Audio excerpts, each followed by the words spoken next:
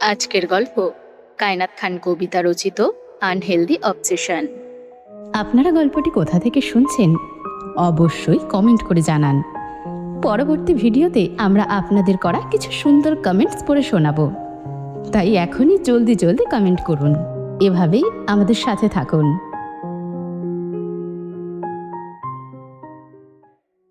King! Orin সুন্দর মতো উঠে দাঁড়ায়। কি বলবে কিছু বুঝতে পারে না। পরক্ষণেই কিংসুক তাকে পাত্তা না দিয়ে লারাকে নিয়ে তারই চোখের সামনে দিয়ে আরেকটা গাড়িতে গিয়ে বসে। কিংসুকের কোনো রিয়াকশন না দেখে বেশ তেলে বেগুনে জ্বলে যায় অরিন। তবুও কি আর করার, হয়তো কিংসুক সত্যিই তাকে চায় না। একটু পর গাড়ি বেরোতে থাকে গ্যারেজ থেকে। পেছনে দাঁড়ানো অরিনকে স্পষ্ট দেখা যায় মুখ ভার করে দাঁড়িয়ে থাকতে। কিংসুক তাকে এমনভাবে ইগনোর করে যেন সে কোনো জড় বস্তু। কিছুক্ষণ পর লারা একা ভেতরে আসে। অরিন সবেমাত্র বের হবে ঠিক তখনই লারা এসে হাজির হয়। তাচ্ছিল্যের সুরে অরিনকে উদ্দেশ্য করে বলে, সো স্যাড অরিন, কিংসুক তোমাকে পাত্তাই দিল না। লারার এমন আচরণ দেখে খানিকটা কপাল গুচকে তাকায় অরিন। সকাল অবধি তো এমন আচরণ করছিল যেন ভাজা মাছটিও উল্টে খেতে জানে না সে, অথচ এখন ডিগবাজের মতো তার পার্সোনালিটি পাল্টে গেল। অরিনের চুল ঠিক করতে করতে বলল, ইউ নো হোয়াট অরিন, ছেলে মানুষ আসলে যা চায় তা আমার মাঝে রয়েছে, তাই কিংও নিজেকে ধরে রাখতে পারেনি। তুমি বরং আমাদের মাঝ থেকে সরে দাঁড়াও। অরিন খুব শান্তভাবে লারার দিকে তাকায়, মুখে হাসি টেনে এনে বলে, পুরো শরীরে প্লাস্টিক সার্জারি করিয়ে যদি স্বামীকে ছিনতাই করা যায় তাহলে বলবো সার্জারিই ভালো। রাস্তায় প্রস্টিটিউটদের কামাইও তো ভালো হয় বড়লোক ছেলেদের পটিয়ে। লারা হাত উপরে তোলে। খানবাড়ির বিশাল সিঁড়ি বেয়ে দ্রুত পায়ে উপরে উঠতে থাকে অরিন। তার চলার ভঙ্গিতে ছিল অস্থিরতা, যেন প্রতিটি পদক্ষেপে ভেঙে পড়ছে তার ভেতরের সাহস। ডান হাতটা শক্ত করে চেপে রেখেছে গালে। তাড়াহুড়ো করে উঠতে গিয়ে আতিয়া বেগমের সাথে মুখোমুখি হয়ে যায় সে। কি হয়েছে আম্মা, এভাবে বেখেয়ালি করে হাঁটছিস কেন? অরিন চোখ নামিয়ে ফেলে, কণ্ঠটা স্বাভাবিক রাখার চেষ্টা করে বলে, কিছু না মনি। কিন্তু মায়ের চোখ ফাঁকি দেওয়া অসম্ভব। আতিয়া বেগমের দৃষ্টি গিয়ে থামে অরিনের গালে, যেখানে তার আঙ্গুলের চাপে লুকিয়ে আছে ব্যথা। গালে কি হয়েছে? এক মুহূর্ত থেমে থাকে অরিন, তারপর খুব নিচু স্বরে বলে, চর। চর মানে? ওই লারা। শব্দগুলো যেন ভারী হয়ে ঝরে পড়ে। আতিয়া বেগমের চোখে এক ঝলক রাগ আর বিস্ময় খেলে যায়। কি করেছে লারা? কিন্তু অরিন আর দাঁড়ায় না। কিছু না, আমি আসছি বলে দ্রুত পায়ে সরে যায় সে। নিজের রুমে ঢুকে দরজা বন্ধ করে দেয় অরিন। পিঠ ঠেকিয়ে দাঁড়িয়ে থাকে কিছুক্ষণ, বুকটা ধরফর করছে তার। কিংসুক না জানি তার কি করবে। সে তো বলেছিল লারার থেকে দূরে থাকতে। কিংসুকের রাগ সে খুব ভালো করেই চেনে। এই ঘটনা জানলে সে কি করবে? লারাকে শাস্তি দিবে নাকি উল্টে তাকেই দায়ী করবে? এই অনিশ্চয়তাই তাকে কাঁপিয়ে তোলে। পুরো শরীরটা যেন ঠান্ডা হয়ে আসে। ঠিক তখনই দরজাটা আচমকা খুলে যায়। ঝড়ের গতিতে রুমে প্রবেশ করে কিং, চোখে আগুন, মুখে তীব্র কঠোরতা। কোনো কথা না বলে সোজা এগিয়ে এসে অরিনের হাত চেপে ধরে। চলো। কোনো প্রশ্ন নয়, কোনো সুযোগ নয়। অরিন ভয় পেয়ে যায়, তবুও বাধা দেয় না। চুপচাপ তার সাথে নিচে নামতে থাকে। খানবাড়ির বিশাল হল রুম, ঝাড়বাতির আলোয় উজ্জ্বল, অথচ সেই মুহূর্তে পরিবেশটা অদ্ভুত ভারী। সেখানে দাঁড়িয়ে থাকে লারা আর পরিবারের অন্যান্য সদস্যরা। কিংসুক সোজা গিয়ে অরিনকে দাঁড় করায় লারার সামনে। তারপর হঠাৎই সে অরিনের হাতটা শক্ত করে ধরে, আর সেই হাত দিয়েই লারার গালে একের পর এক চর বসাতে থাকে। চরের শব্দে যেন পুরো ঘর কেঁপে ওঠে। নাটক করতে বলেছিলাম তোকে, আর তুই ওর গালে চর দিলি? কিংসুকের কণ্ঠে দমিয়ে রাখা ক্রোধ বিস্ফোরিত হয়। অরিন হতভম্ব, সে কিছুই বুঝে উঠতে পারে না। তার নিজের হাত কিংসুকের শক্ত মুঠোয় বন্দি, আর সেই হাত দিয়েই লারার উপর নেমে আসছে শাস্তি। লারার শরীর দুলে ওঠে, মুখ ফ্যাকাশে হয়ে যায়, কিন্তু কিংসুক থামে না। অরিনের হাত ব্যথায় অবশ হয়ে আসে, চোখে পানি জমে ওঠে। কিং, স্টপ, আমার হাত ব্যথা করছে। করুক, ও তোর গায়ে হাত দিল কিভাবে? How dare this piece? King, আমি ছাড়া তোকে ফুলের টোকাও লাগতে দেই না, আর ও তোকে চড় দিল? কিং, ও দেয়নি। কিং! হঠাৎ করে নিজের সমস্ত শক্তি দিয়ে কিংশুককে সরিয়ে দেয় অরিন। হাঁপাতে থাকে সে, তার হাতটা এখনো কাঁপছে। লারা মাটিতে পড়ে যায়। বর্তমানে তার অবস্থা বেশ শোচনীয়। আমি চড় মেরেছি কিং, ও মারেনি, উল্টে খেয়েছে চারটা। চোয়াল শক্ত করে অরিনের দিকে তাকায় কিং। ভয় মাথা নিচু করে দাঁড়িয়ে থাকে অরিন। সে তো এতক্ষণ যাবৎ ভয় পাচ্ছিল নিজে মেরেছে বলে, কিন্তু কিংশুক রেগে গেল সে চড় খেয়েছে বলে। King, I hate you Arin. তাহলে ওকে মারলেন কেন? ও তোকে মেরেছে তাই। এরপরও বলবেন you hate me? Yes, I hate you. আমি আজীবন অন্য কাউকে বিয়ে করতে পারবো না, এটা সত্যি, কিন্তু তোর সাথে সংসারও করবো না। You don't love me anymore king? No. কিছু কিছু কথা থাকে না যেগুলো আমাদের ভেতর থেকে ভেঙে চুরে তছনছ করে দেয়। কিংশুকের এই এক বাক্যের কথাটি ছিল ঠিক সেই রকমই। তবুও কেন যেন অরিন মানতে নারাজ হয়ে পড়ে। যেই মানুষটি তাকে এভাবে ভেঙে চুরে চেয়েছে, সেই মানুষটি আজ থেকে দূরে সরিয়ে দিচ্ছে।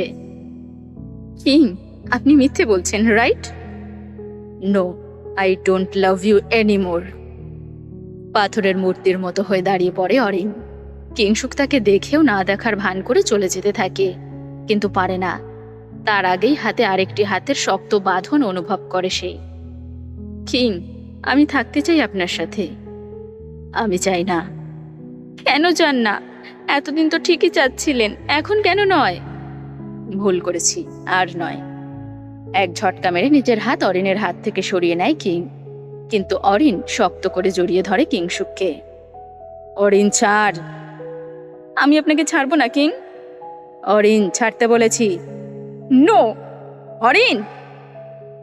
নিজের থেকে আলাদা করে খুব জোরে অরিনের গাল বরাবর চড় বসিয়ে দেয় কিংশুক। অসহায়ের মতো গাল ধরে দাঁড়িয়ে থাকে Arin. I don't love you. চলে যা আমার জীবন থেকে, বাঁচতে দে আমায়, জাস্ট গো। খুব জোরে ধমকিয়ে ওঠে কিংশুক অরিনকে। ধমক এতটাই জোরে ছিল যে রীতিমতো অরিনের সর্বাঙ্গ কেঁপে ওঠে। গালে হাত দিয়েই নিজের রুমে চলে যায় অরিন। কিংশুকর আগে বাড়ি থেকে বেরিয়ে পড়ে। প্রচন্ড দম বন্ধ লাগছে তার। এখন অরিনের আশেপাশে থাকলে হয়তো আবারও তার রাগের পারদ ফেটে পড়বে, তাই সেও চুপচাপ বাড়ি থেকে বেরিয়ে পড়ে। নিজের রুমে এসে হোয়াটসঅ্যাপে একটা পরিচিত নাম্বার ডায়াল করে অরিন। আজ একজন বিশেষ মানুষকে তার বড্ড দরকার। এই বিশেষ মানুষটি ছাড়া আর কেউ এখন তাকে আগলে রাখতে পারবে না। কাঁপা কাঁপা হাতে কোনো রকম নাম্বারটি ডায়াল করে অরিন। কয়েক সেকেন্ডের মধ্যেই ফোন রিসিভ হয়। বেটা? পরিচিত কণ্ঠস্বর কানে ভেসে আসতেই গলা শুকিয়ে আসে অরিনের। এত বছর পর অভিমানের বাঁধ ভাঙল তার। কি দিয়ে শুরু করবে সে? কিছুক্ষণ চুপ হয়ে যায় সে, চোখ দিয়ে অনবরত পানি গড়িয়ে পড়ে। পাপা!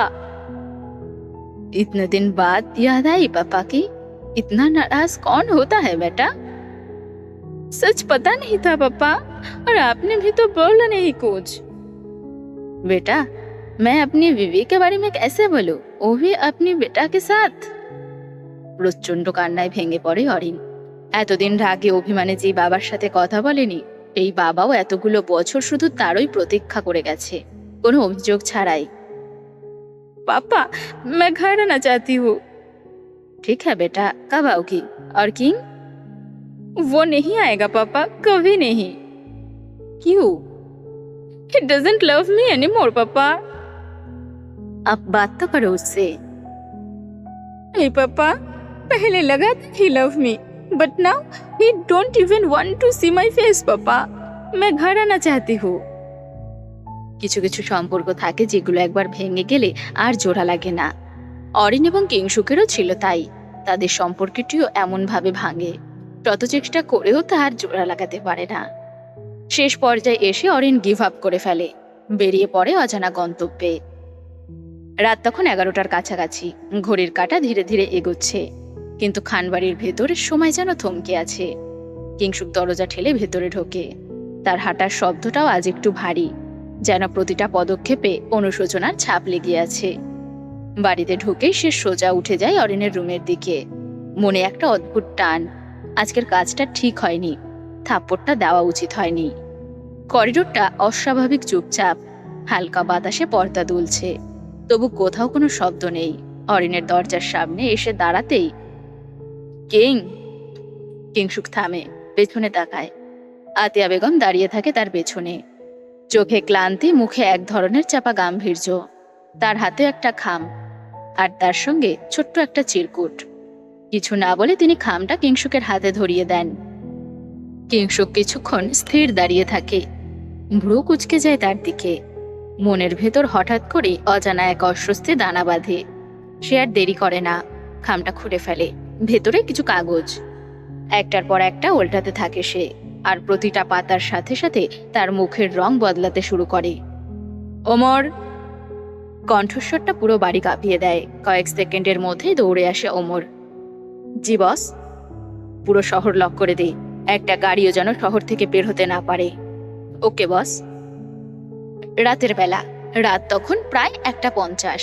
চলন্ত বাসের ভেতর এক অদ্ভুত নীরবতা। কেউ আধো ঘুমে, কেউ বা ফোনের আলোয় ডুবে। সবাই নিজের জগতে ব্যস্ত, কিন্তু একজনের চোখে ঘুম নেই। সে অরিন। তার চোখ দুটো লালচে, ক্লান্ত, তবুও ভেতরের শক্তিটা অদ্ভুতভাবে অটুট, যেন ভেঙে পড়ার ঠিক আগের মুহূর্তে দাঁড়িয়ে আছে সে। হঠাৎ তীব্র ঝাঁকুনি দিয়ে ওঠে পুরো বাসটি। বাস জোরে ব্রেক কষতেই চারপাশে বিশৃঙ্খলা তৈরি হয়।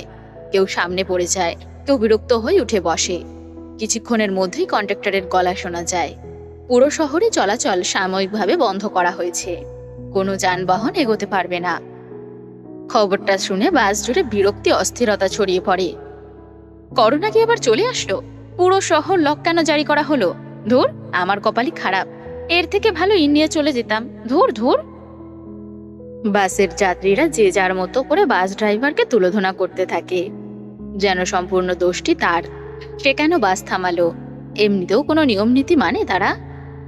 বাস যাত্রীরা যখন যে যার মতো করে হট্টগোল করতে ব্যস্ত, ঠিক তখনই কয়েকটি গাড়ি এসে পুরো বাসটিকে গোল করে ঘেরাও করে।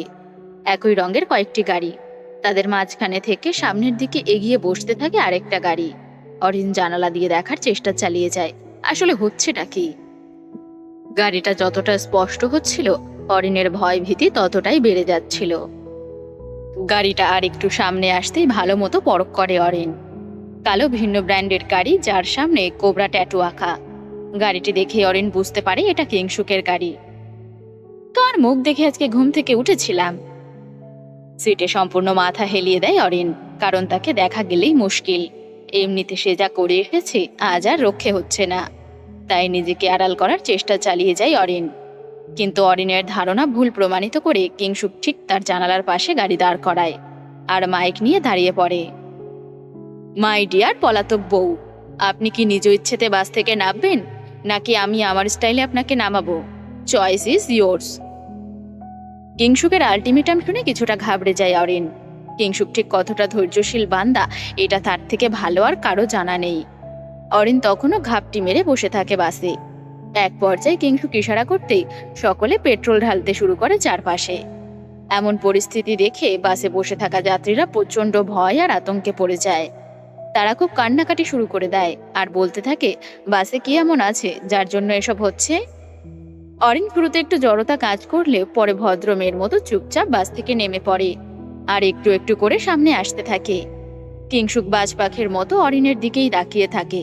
তার চোয়াল খুব শক্ত, রাগের রগগুলো টনটন করছে। কিংসুককে দেখা মাত্র অরিনের সে রাতের কথা মনে পড়ে যায়। আল্লাহ, এবারও কি গাড়ির পেছনে দৌড় করাবে? আমি তো কিছু খেয়েও আসিনি, শরীরেও শক্তি নাই, দৌড়াবো কিভাবে? অরিন মনে মনে দোয়া পড়তে থাকে আর এক পা করে কিংসুকের দিকে এগোতে থাকে। কিংসুক অরিনের সামনাসামনি আসতেই সে থেমে যায়, আর অরিন নিজের 2 হাত দিয়ে শক্ত করে জামা খামচে ধরে। কিংসুক 2 হাত ভাঁজ করে অরিনের সামনে দাঁড়ায় আর কিছুক্ষণ ওভাবেই তাকিয়ে থাকে। ওমর, কাগজটা দে তো। কিংসুকের কথা মতো ওমর তার হাতে কাগজগুলো দিয়ে 2 কদম পিছিয়ে যায়। কিংসুক একটি চিরকুট নিয়ে অরিনের সামনে ধরে। এটা কি লিখেছিস, পড়। অরিন চিরকুটটি হাতে নিয়ে দেখে তার লেখা চিরকুট। ভয় কিংসুকের মুখের দিকে তাকিয়ে আবার চোখ নিচে নামিয়ে নেয় অরিন। জলদি পড়। কিংসুকের ধমকে অরিন ধীরে ধীরে পড়তে শুরু করে। ফাঁক ইউ কিংশুক, পুরোটা পর। ফাঁক ইউ কিংশুক কুত্তা। কিংশুক চিরকুটটি টান মেরে মাটিতে ফেলে দেয় আর চোয়াল শক্ত করে বলে, একটা ঠাঁটিয়ে চড় মারবো বেয়াদব মেয়ে, নিজের স্বামীকে কেউ কুত্তা বলে? কি কুত্তা মরা দিন আসলো, কুত্তাকে কুত্তা বলা যাবে না। অরিন! খুব জোরে ধমকে ওঠে কিংশুক। একে তো সে অরিনকে বকছে, কোথায় সে একটু লাজ লজ্জা পাবে তা নয়, উল্টো কিংশুকের সাথে মুখে মুখে তর্ক করতে থাকে। কুত্তা কিংশুক! অরিন কিংশুককে বকে সুন্দর মতো সামনের দিকে পা বাড়ায়। তারপর অনুভব করে খুব জোরে জোরে পায়ের প্রতিধ্বনি ছুটে আসছে তার দিকে। পিছনে ফিরে তাকাতেই দেখে কিংশুক একটা লাঠি নিয়ে তেড়ে আসছে তার দিকে। অরিনও এদিক ওদিক তাকিয়ে মাটি থেকে বিশাল বড় ইটের টুকরো তুলে নিয়ে কিংশুকের নিশানা করে ধরে। খবরদার, এক পা সামনে এগুলে মাথা ফাটিয়ে দেব। অরিনের বাচ্চা! এখনো হয়নি, লাড়া খাড়ার সাথে টাঙ্কি না মারলে এতদিনে আপনার বাচ্চার মা হয়ে যেতাম আমি। তুই হাতের কাছে আয়, তোকে মা বানাচ্ছি। আপনার বাচ্চার মা হওয়ার থেকে আমি একটা পাগলের বাচ্চার মা হব। আমার থেকে বড় পাগল কি কেউ আছে বউ? খুব ঠান্ডা স্বরে কথাটি বলেই হাতের লাঠিটি ফেলে দেয় কিংশুক। অরিনও তার হাতে থাকা ইটের টুকরো মাটিতে ফেলে দিয়ে চুপচাপ সামনের দিকে হাঁটতে থাকে। হাঁটতে হাঁটতে একসময় অরিন অনুভব করে তার শরীরের সাথে লেগে আরেকটা শরীর হাঁটছে। কিন্তু এত বড় ফাঁকা রাস্তায় তার সাথে লেগে হাঁটার কি আছে? বেশ বিরক্তি নিয়ে পেছনে ফিরে তাকাতেই কিংশুককে দেখতে পায় অরিন। কপাল কুঁচকে আবারও সামনের দিকে তাকিয়ে হাঁটতে থাকে। অরিন হাঁটতে হাঁটতে দেখে তার দুপাশে অজস্র লোক, ডান দিকে টাইগার এবং তার লোকেরা, বাম দিকে ওমার এবং তার লোকেরা, পেছনে কিংশুক। পুরো একটা রাস্তা দখল করে হাঁটতে থাকে তারা, যেন কোনো মিছিলে যাচ্ছে তারা। এত বড় রাস্তা থাকতে এভাবে লেগে হাঁটছেন কেন? আমার ইচ্ছে, আমি হাঁটছি। রাস্তা কি আপনার বাপের? না, সরকারের। উফ, অসহ্য! অরিন কিংশুককে বার্তা না দিয়ে রাস্তার পাশে দাঁড়িয়ে সিএনজি থামানোর চেষ্টা করতে থাকে, আর তার পেছনে কিংশুক এবং তার লোকেরা দাঁড়িয়ে থাকে। জীবনে কোনোদিন সিএনজিতে ওঠে নাই, সে আসছে সিএনজি থামাতে। কিংশুক ইচ্ছে করে অরিনকে খুঁচিয়ে খুঁচিয়ে কথাগুলো বলতে থাকে, কিন্তু অরিন তেমন কোনো রিয়াকশন দেয় না। কিংশুক এক পর্যায়ে রাস্তার পাশের বেঞ্চে বসে পড়ে। এই, ও সিএনজি পেলে ডাকিস, আমাকে বাড়ি যেতে হবে। কপাল করে বউ পেয়েছি, সিএনজিও থামাতে পারে না। অরিন কিংশুকের সব কথাই শোনে। মাঝে মাঝে তার ইচ্ছে করছিল কিংশুকের মাথা ফাটিয়ে দিতে, কিন্তু সে ঠিক করেই নেয় আর যাই হোক কিংশুকের সাথে কোনো কথাই বলবে না সে। অবশেষে অরিন একটি সিএনজি থামাতে সক্ষম হয়, আর সাথে সাথে কিংশুক এবং তার লোকেরা হাততালি দিয়ে ওঠে। আরে মিষ্টি নিয়ে আয় ওমর, আমার অকর্মার ঢেকি বউ জীবনে প্রথম কোনো কাজে সফল হলো। কিংশুকের কথা শুনে অরিন নিচে পড়ে থাকা ইটের দিকে তাকায়, তারপর নিজের রাগ কন্ট্রোল করে সিএনজিতে উঠে পড়ে। সাথে সাথে কিংশুকও পাশের সিটে বসে পড়ে। উঠেই সিএনজিওয়ালাকে ধমকাতে শুরু করে কিং। আস্তে আস্তে সিএনজি চালাবি, আমার বউ ফুলের মতো নরম, যদি ধাক্কা লাগে ওর শরীরে তুই সহ তোর সিএনজি শেষ। কিংশুকের কথা শুনে সিএনজিওয়ালা শুকনো ঢোক গিলে, আর অরিন প্রচন্ড ক্ষেপে যায়। সিএনজির চারপাশে কিংশুকের লোকেরা আর ভিতরে কিংশুক, তাই এত ধীরে ধীরে সিএনজি চলছিল যে ঠেলা গাড়িও এর থেকে বেশি জোরে চলে।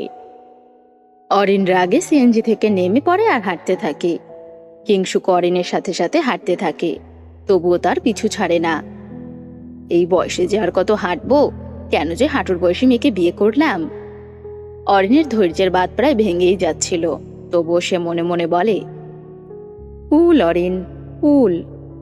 হাঁটতে হাঁটতে খুব ক্লান্ত হয়ে যায় অরিন, তবুও হাল ছাড়ে না। প্রেমে পড়লে মানুষ যে কতভাবে মরে, আর আমার বউ আমাকে হাঁটিয়ে হাঁটিয়ে মারছে। এই বয়সে হাঁটু ব্যথা হলে রোমান্স করব কিভাবে? অরিন আর চুপ থাকতে পারে না, তেতে ওঠে সে। ওমর ভাইয়া! অরিনের ডাকে ওমর পেছন থেকে দৌড়ে সামনে আসে। Yes boss lady. আপনার একটি টিকিট বুকিং করেন তো। কার জন্য ভাবি? একটা পাগলের জন্য। কিংশুক পাশ থেকে বলে ওঠে, দুটো বুকিং করিস রে ওমর, বউ ছাড়া ভালো লাগবে না থাকতে। অরিন নিজের কপালে নিজেই হাত রাখে আর হাঁটতে থাকে। হাঁটতে হাঁটতে এক সময় খানবাড়িতে চলে আসে তারা। বাড়িতে আসা মাত্র অরিন সোফায় বসে পড়ে। এত হাঁটার ফলে তার পায়ের অবস্থা শেষ। সাথে কিংশুক আর তার লোকেরাও ছড়িয়ে ছিটিয়ে বসে পড়ে। আতিয়া বেগম তাদের দেখা মাত্র নিচে নেমে আসে। এ কি অবস্থা হয়েছে তোদের? সবাই এত কালো হলে কিভাবে? আর এত ঘেমেছিস কিভাবে? অরিন প্রচুর ক্লান্ত থাকার কারণে কোনো কথাই বলতে পারে না। কিংসুক তার হাত দিয়ে ইশারা করে অরিনের দিকে। তোমার মেয়ের ভালোবাসার রঙে পুরো কালো হয়ে গেছি। কিংসুকের কথার আগামাথা বুঝতে পারে না আতিয়া বেগম। অরিন তো ডিভোর্স পেপারে সাইন করে চলে গেছিল, কিংসুকও তার পিছু নিয়েছিল। তাহলে হঠাৎ এমন কি হলো? পাশ থেকে ওমর বলে ওঠে, বাপের জন্মে এত হাঁটেনি বড় ম্যাডাম। এতগুলো গাড়ি থাকতে হাঁটলি কেন তোরা?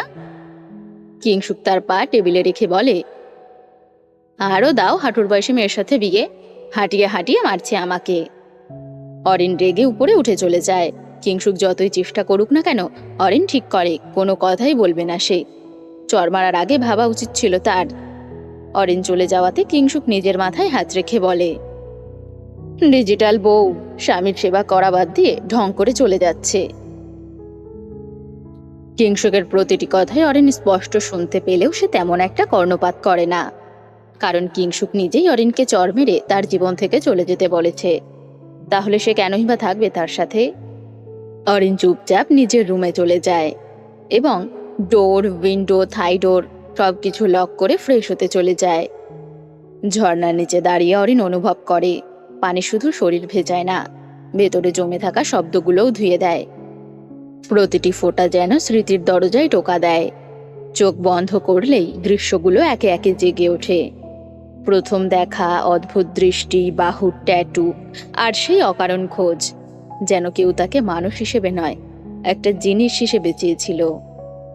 কিংসুকের উপস্থিতি তার জীবনে ভালোবাসা হয়ে আসেনি, বরং এক অদৃশ্য নিয়ন্ত্রণ হয়ে নেমে এসেছিল। ঘরের ভেতর বন্দি দিনগুলো শুধু দেওয়াল নয়, তার শ্বাসও যেন আটকে দিত। অথচ সে কখনো প্রশ্ন করেনি, কখনো নিজের পক্ষে দাঁড়ায়নি, কারণ ছোটবেলা থেকেই সে শিখেছে মানিয়ে নিতে হয়, চুপ থাকতে হয়, অন্যের ইচ্ছাই নিজের পথ। কিন্তু আজ এই ঝর্ণার নিচে দাঁড়িয়ে প্রথমবার অরিন নিজেকে জিজ্ঞেস করে, তার দোষটা কোথায়? জীবনের প্রতিটা বাক্যে সে অন্যের কথা মেনেছে, নিজের ইচ্ছেকে চেপে রেখেছে। তাহলে কেন সে আজও বন্দী? কেন তার স্বাধীনতা এত অপরিচিত?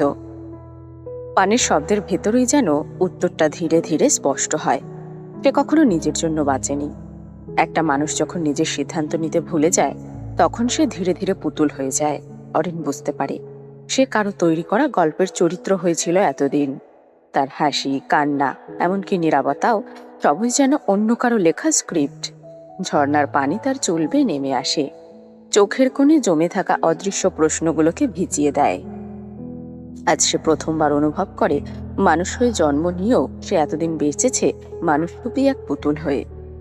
স্মৃতির ভেতর ডুবে থাকতে থাকতে হঠাৎ অরিনের বুকের বাম পাশে যেন মোচড় দিয়ে ওঠে, অস্বস্তিকর অজানা এক টান।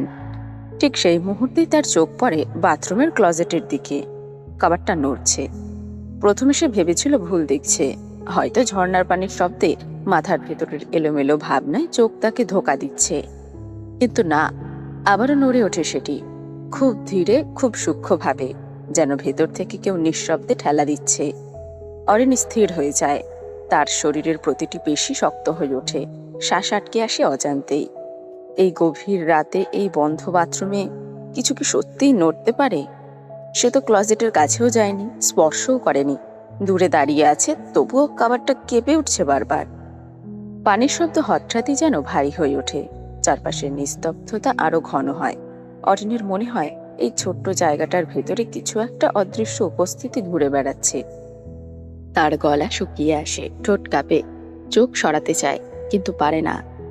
শুকনো ঢোক গিলতে গিলতে সামনের দিকে পা বাড়াতেই অরিন লক্ষ্য করে ক্লজেটের মাঝ থেকে দরজার মতো খুলে যায় এবং সেখান থেকে বেরিয়ে আসে কিংসুক। কিংসুককে দেখার সাথে সাথে অরিন নিজেকে ঢাকতে ব্যস্ত হয়ে পড়ে। শরীরে বস্ত্রে লেশমাত্র নেই তার, কোনো রকম তলা পেঁচিয়ে দাঁড়িয়ে আছে অরিন। কিংসুকও শুধুমাত্র একটি ট্রাউজার পরে উদম শরীরে তার দিকেই এগিয়ে আসতে থাকে। শুকনো ঢোক গিলতে গিলতে এক পা এগোতেই অরিনের চোখের সামনে অস্বাভাবিক ঘটনাটা ঘটে। ক্লজেটের মাঝ বরাবর রেখা কেটে দরজার মতো ফাঁক হয়ে যায়। সময়ের মতো থমকে থাকা সেই ফাঁক থেকে ধীরে ধীরে বেরিয়ে আসে কিংসুক। মুহূর্তটা যেন বাস্তব না, দুঃস্বপ্নও না, এর মাঝামাঝি কোথাও আটকে থাকা এক অনুভূতি। কিংশুককে দেখার সাথে সাথে অরিন চমকে ওঠে। শরীরের দিকে হঠাৎই তার সচেতনতা ফিরে আসে। ভেজা ত্বক, ঝর্ণার নিচে দাঁড়িয়ে থাকা অসহায়তা, সব মিলিয়ে সে দ্রুত নিজেকে ঢাকতে ব্যস্ত হয়ে পড়ে। তাড়াহুড়ো করে তোয়ালে জড়িয়ে নেয় শরীরে, হাত কাঁপছে তার। ওদিকে কিংশুক নির্বিকার, অস্বাভাবিকভাবে শান্ত। তার গায়ে কেবল একটি ট্রাউজার, ভেজা শরীর থেকে পানি গড়িয়ে পড়ছে ধীর ছন্দে। অরিন পিছিয়ে যেতে থাকে, দৃষ্টি সরিয়ে রাখে। কিংশুককে না দেখার এক জেদ চেপে বসে তার ভেতরে। তার কানে কোনো শব্দ ঢুকছে না, যেন চারপাশের সবকিছু নিঃশব্দ হয়ে গেছে। ঠিক তখন হঠাৎই এক তীব্র টান পড়ে তার জড়ানো তোয়ালে।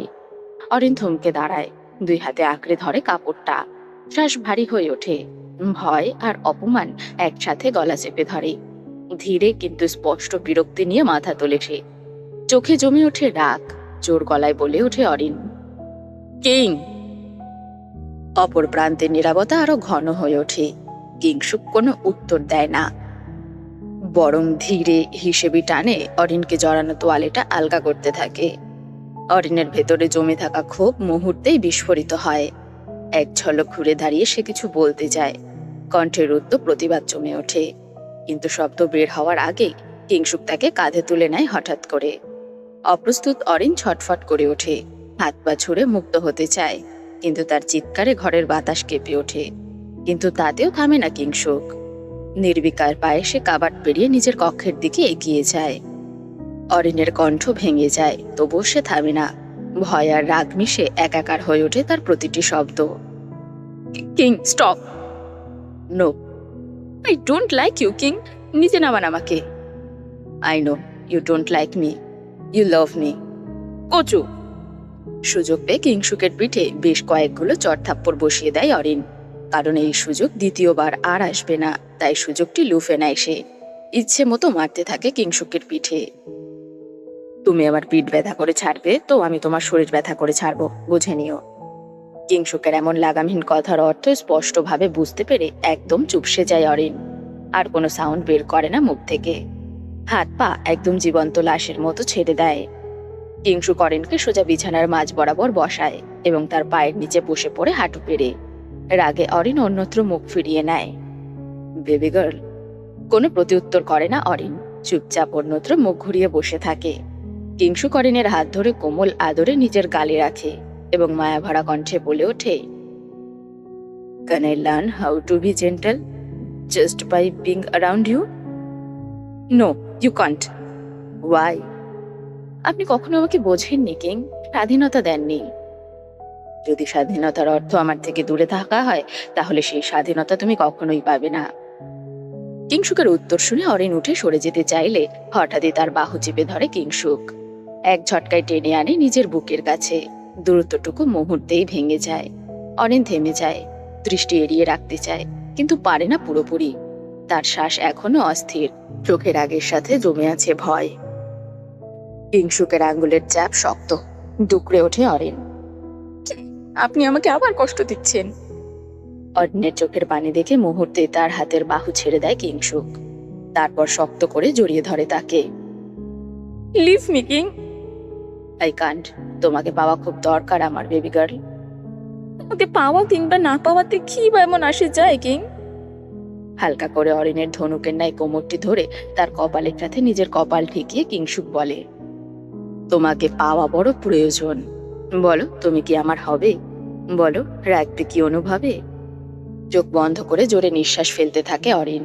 তারপর কিংশুকের মুখের দিকে তাকিয়ে বলে, আমাকে যদি এতটাই প্রয়োজন হতো তাহলে চলে যেতে কেন বলেছিলেন কিং, তাও সবার সামনে চড় মেরে?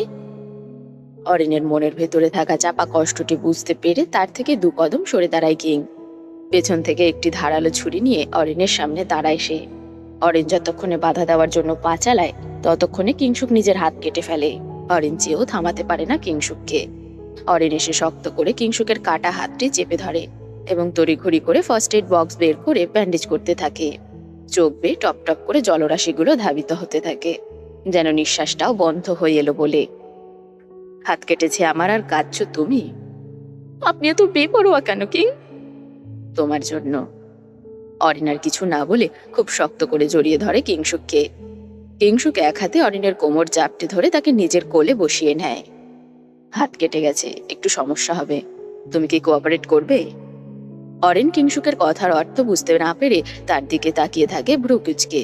এখন সে কোন কাজে তাকে সঙ্গ দেবে ঠিক বোধগম্য হচ্ছে না তার। জিজ্ঞাসু দৃষ্টিতে অরিন আওড়ায়, কোন ব্যাপারে কিং? কিংসুক কিছু না বলে শুধু একটু হাসি টেনে আনে মুখে। তারপর অরিনকে এক ঝটকায় বেডে ফেলে দিয়ে তার উপর চড়ে বসে। King, no, you can't stop me baby girl. King, হাত কেটে গেছে আপনার। হাত দিয়ে এমনিতেও কিছু করা লাগবে না, তুমি শুধু নড়ো না।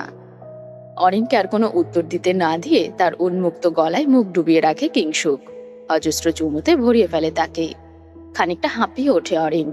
কিংসুক বরাবরই অনেক শান্ত মানুষ, তবে অরিনের কাছে গেলে এতটা ডেসপারেট কেন হয়ে যায় সে বুঝতে পারে না। যেন তাকে থামানোই মুশকিল হয়ে ওঠে। এভাবে বেশ অনেকক্ষণ তাদের মিলনের মাত্রা চলতে থাকে। অরিন এক পর্যায়ে বলে ওঠে, কিং, দম বন্ধ হয়ে আসছে আমার। কিংসুক মাথা তোলে, অরিনের মুখের সাথে নিজের মুখ লাগিয়ে বলে, it's just a beginning baby girl. King, ভালোবাসার মানুষকে কাছে পেলে একটা মানুষ ঠিক কতটা উন্মাদ হতে পারে সেটা কিংসুককে না দেখলে বোধহয় আন্দাজ করা যেত না। কিংসুক যেন আজ আর নিজের আবেগ, অনুভূতি, ভালোবাসা, পরম আদর কোনো কিছুই দাবিয়ে রাখতে পারে না। তার সমস্ত ভালোবাসা ঢেলে দেয় অরিনের ওপর। তার শখের বউকে ভালোবাসায় কানায় কানায় সিক্ত করে তোলে কিংসুক। তবে কিংসুকের মতো বলিষ্ঠবান পুরুষের সাথে অরিন নিজের অস্তিত্ব বেশিক্ষণ টিকিয়ে রাখতে পারে না। কিছুক্ষণ পরেই নেতিয়ে পড়ে সে। চোখ জোড়াও বন্ধ হয়ে যায় তার। চোখের কর্নিশ বেয়ে দুফোঁটা পরম সুখের অশ্রু বেরিয়ে পড়ে। অবশেষে কিংসুক এবং অরিন এক হলো। এত ঝড় ঝঞ্ঝা পেরিয়ে আজ কিংসুক এবং অরিন একে অপরের সাথে মিলেমিশে একাকার। পূর্ব দিকে উদয়মান সূর্যটি আজ এক নতুন সকালের সাক্ষী হয়ে এসেছে। এক মিষ্টি ভালোবাসার সকাল। বরাবরের মতোই কিংসুক টাইমে বড্ড পাকা। ঠিক সময়ে ওঠা থেকে শুরু করে আবার নিদ্রা যাওয়া, পুরোটাই চলে টাইম মাফিক। কোনো নড়চড় নেই এতে। সারাদিন এবং রাতের ক্লান্তি ভেদ করে আড়মোড়া দিয়ে ঘুম থেকে জাগ্রত হয় কিংসুক। তবে পুরোপুরি শরীর নাড়াচাড়া করার আগেই টের পায় সরীসৃপের ন্যায় কিছু একটা তার সমস্ত পা থেকে কোমর পেঁচিয়ে রয়েছে। কম্পোটার সরিয়ে নিচে তাকাতেই চোখ পড়ে তার অলস রানী বউয়ের দিকে। বর্তমানে তার বউয়ের মাথা খাটে নেই। কিংসুকের কোমর পেঁচিয়ে ধরে তার পায়ের মাঝে মাথা ঢুকিয়ে গুটিসুটি মেরে কুম্ভকর্ণের মতো গভীর ঘুমে তলিয়ে রয়েছে। অরিনের এমন অদ্ভুত ধরনের ঘুমন্ত স্টাইল দেখে শব্দবিহীন হেসে ওঠে কিংসুক। যেখানে অন্যদের বউরা ঘুমোলে ঘুমন্ত পরীর মতো লাগে, সেখানে তার বউকে লাগে ঠিক উল্টো, একদম প্যাঁচার মতো। কিংসুক আস্তে আস্তে করে ধীর গতিতে নিজের শরীর ছাড়িয়ে আনার চেষ্টা করতে থাকে, কিন্তু প্রতিবারই অরিন তাকে আরো বেশি করে জাপটে ধরে। যেন ঘুমের মাঝেও সে জানান দিচ্ছে কিংসুকের পুরো অস্তিত্বটাই তার দখলে, সে ছাড়া আর কেউ নেই কিংসুকের। এভাবেই বেশ কিছুক্ষণ বসে থাকে কিংসুক। তারপর অরিনের বাহু ধরে আলতো করে তাকে বালিশে এনে শুইয়ে দেয় সে। অন্যর বউরা সকালে উঠে স্বামীর সেবা করে, আর আমার বউ নাক ডেকে ঘুমায়। আরো করেন শখের নারীকে বিয়ে। কিংসুক ভ্রু কুঁচকে তাকায় অরিনের দিকে। দেখে অরিন চোখ তুলে মিটমিট করে হাসছে তাকে দেখে। কমফোর্টার সরিয়ে কিংসুক অরিনের উপরে বসে একদম। কিং, শুনুন, আপনি অনেক ভারী। এতদিন না পালালে অভ্যেস হয়ে যেত। খুব জোরে কিংসুকের হাতি বাড়ি মারে অরিন। আপনি যে সাইকো, না পালিয়ে উপায় ছিল? আমি সাইকো কে বলল? বউকে জীবন্ত কবর কিয়ে দেয় ভাই, যত সব লজিকলেস। অরিনের কথাটিতে বেশ খোঁচা লাগে কিংসুকের গায়ে। সে অরিনের হাত শক্ত করে চেপে ধরে তার সাথে ঝগড়ায় নেমে পড়ে। দেখো কে দিচ্ছে লজিকের দোহায়, কথায় কথায় বাড়ি থেকে কে পালায়? বউকে সোনার খাঁচায় কে বন্দি করে? স্বামীকে ধোকা দিয়ে বিয়ের দিন কে পালিয়ে যায়? 23 তলায় ঝুলিয়ে কে বিয়ে করে? বিয়ের পরও আর একটা বিয়ে করে কে? কিংসুকের একটার পর একটা কথার উত্তর দিতে গিয়ে হিমশিম খেতে থাকে অরিন। বেটা সাইকো, সে এটা ভালো মতোই জানে। তবে সাইকোর সাথে সাথে আস্ত একটা হেড়ে বজ্জাত সে। নিজের হার বুঝতে পেরে অরিন আর কোনো তর্কে জড়ায় না। কিংসুককে ধাক্কা দিয়ে উঠে দাঁড়ায়। আপনার সাথে আর থাকবো না, গেলাম। কাপড় তো পরে যা। কিংসুকের কথা শুনে তড়িৎ গতিতে নিজের দিকে তাকায় অরিন। কাল রাতে সে তো শুধু তোয়ালা পরা ছিল, এখন তো সেটাও নেই। তড়িঘড়ি করে কম্পিউটারের ভেতর ঢুকে পড়ে অরিন। অসভ্য, একটু সভ্য বানাও না জান। আমি আপনার জান নই। হ্যাঁ, তুমি তো আমার বউ। বাল। ছি বউ, গালি দিতে হয় না। ঘাড় বাঁকা করে কিংসুকের পানে তাকায় অরিন। আপনি মানুষ খুন করেন, তার বেলায় কিছু হয় না, আর আমি গালি দিলেই দোষ? কিংসুকে এক হাত দিয়ে অরিনের কোমর চেপে ধরে নিজের কোমরের উপর বসায় থাকে। অরিনের সর্বাঙ্গে নজর বুলিয়ে বলতে থাকে, আজ আমি নিজে খুন হতে চাই রোজ। মানে? একটু বিলীন হতে দেবে তোমার মাঝে? কিংসুকের মাদকতাময় কথার অর্থ বুঝতে পেরে খুব শক্ত করে নিজের ঠোঁট কিংসুকের ঠোঁটে ডুবিয়ে দেয় অরিন। কিংসুক নিজেও খুব করে চাইতো অরিন তার হোক, নিজ থেকে ধরা দিক। অবশেষে সে আজ সফল। অরিন তার, একান্তই তার, এবং নিজ থেকে ধরাও দিতে চায় সে কিংসুককে। I love you King. Love you too baby girl. সারাটি সকাল একে অপরের মাঝে বিলীন হতে হতে চলে যায় অরিন কিংসুকের, যেন আজকে তাদের ত্রিসীমানার মাঝেও অন্য কারো প্রবেশ নিষিদ্ধ হলো। তাই আজ আর কেউ ডিস্টার্ব করেনি কিংসুক এবং অরিনকে। দুপুর 12:30, তবুও ঘুম ভাঙেনি অরিন আর কিংসুকের। অরিনকে শক্ত করে জড়িয়ে রেখেছে কিংসুক, আর অরিন নিশ্চিন্তে ঘুমোচ্ছে তার বুকে। ফোনের শব্দে কিংসুকের ঘুম ভাঙলেও অরিনকে ছাড়তে পারে না, বরং আরো জড়িয়ে নেয়। সূর্যটি যখন মাঝ আকাশে নিজের সমস্ত রোশনাই দিয়ে পৃথিবী উত্তপ্ত করতে ব্যস্ত, ঠিক তখনই ঘুম আগলা হয়ে আসে অরিনের। কাল রাত থেকে সকাল দুপুর অবধি কোনো দানা পানি জুটেনি তার কপালে। তার উপরে তারপর এতটাই রোমান্টিক যে শুধু তাকে খেয়েই তার বাকিটা জীবন চলে যাবে। কিন্তু অরিনের তো তা হবে না, তার তো খেতে হবে। শুধু ভালোবাসায় কি পেট ভরে? অরিন উঠে ফ্রেশ হতে চলে যায় ওয়াশরুমে। পানি ছেড়ে দিয়ে পরম সুখে যখন সে নিজের ক্লান্তি মেটাতে ব্যস্ত, ঠিক তখনই লক্ষ্য করে কেউ একজন তার শরীর ঘেঁষে দাঁড়িয়ে রয়েছে, তার সর্বাঙ্গ স্পর্শ করছে। চোখ খুলে তাকাতেই দেখতে পায় কিংসুককে। ভূত দেখার মতো চমকে ওঠে সে। আপনি না ঘুমিয়েছিলেন? ছিলাম তো। তাহলে উঠলেন কিভাবে? আপনি তো পাশে নাই, ঘুমাবো কিভাবে? লজ্জায় রক্তিম বর্ণ ধারণ করে অরিন। কিংসুক এমনিতেই অনেক সুদর্শন, তার উপরে তার এমন রোমান্টিক মুড দেখলে লজ্জায় নিজেকে স্বাভাবিক রাখতে পারে না অরিন। কিংসুক অরিনকে পুরোপুরি নিজের দিকে ঘুরিয়ে নিয়ে লোফাতে বডি ওয়াশ ভরিয়ে অরিনের পিঠ মাজতে থাকে। খামচে ধরে অরিন কিংসুকের পিঠ। অরিনের কানের কাছে মুখ নিয়ে কিংসুক বলে, কিতনা বেজান হোকে তুমসে মিলা, তুমকো কিয়া থি খবর, থামে কিতনা अकेला,